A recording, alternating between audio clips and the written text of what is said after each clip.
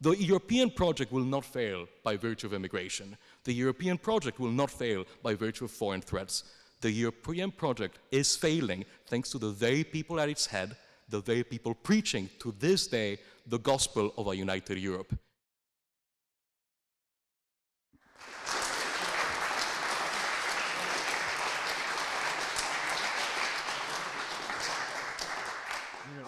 First of all, I want to thank the President Louis for giving me the opportunity to speak here this evening.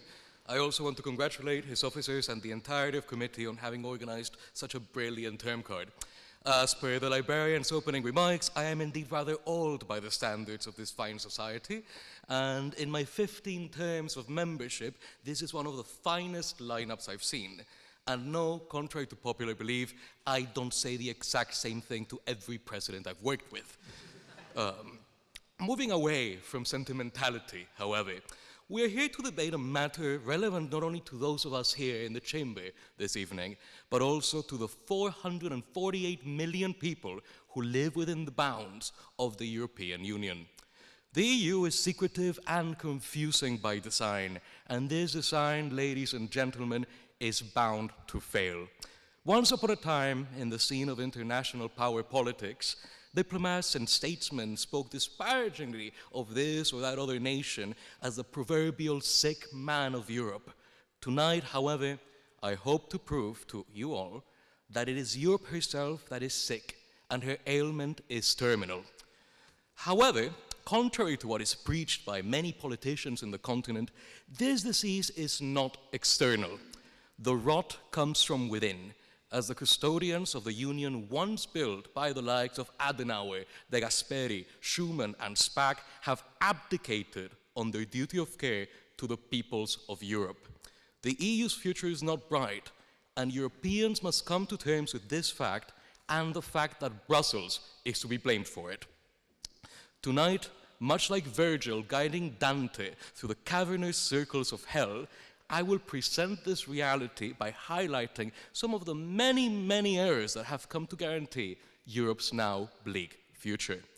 First of all, we will deal with how Brussels has turned its back on the common man, leading to some of the largest farmer protests in the history of the continent. Protests that have erupted even at the very height of the European project, demanding the EU's elites to not only sympathize with their plight, but to act on it as well.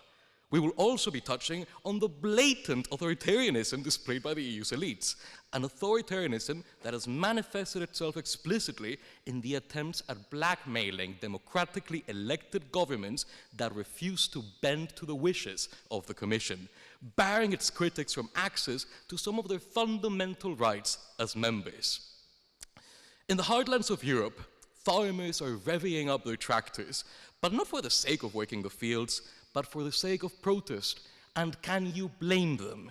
Bureaucrats in Brussels have now, for over 15 years, done nothing but add burden upon burden on the backs of the farmers throughout the entire continent. Whether in the form of new green policies or subtly favoring the interests of large oligopolistic corporations, policy decisions made by those at the top have contributed to the loss of nearly 3 million European farms in the past decade. The EU's entire approach to agricultural production has been geared towards, as said by the unavoidable Thomas Fazzi, a highly industrialized, highly standardized, and highly corporatized model of farming. Needless to say, to the detriment of small farms, mid-sized farms, and of course, family-run farms. This apparent incapacity to prioritize the well-being of continental farmers is also palpable when looking at the so-called free trade strategy being adopted by the EU, which has been all about opening up trade with countries which just so happen to have lower social and environmental standards than those in Europe. Once again, to the detriment of European farmers, but we don't talk about those, they're crazy, you know. And guess who's getting benefited instead? Big European agri-food corporations. Corporations which are now able to export to these new markets. But why am I speaking of EU agricultural policy? For the EU is now, out of its own volition, putting food security for the future under threat.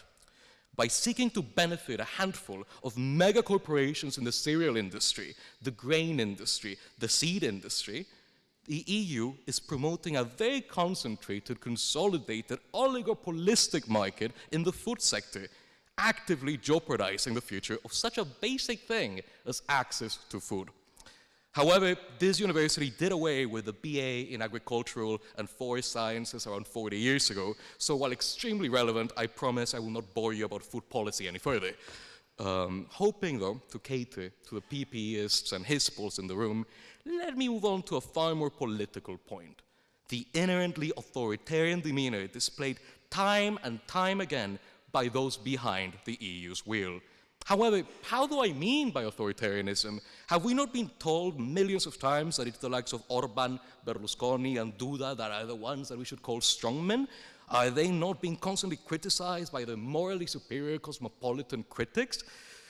Well, Europhiles would ask, how could the Commission, Mother Commission, which they revere with something akin to a secular form of papal infallibility, ever do anything, ever, that could be deemed as authoritarian?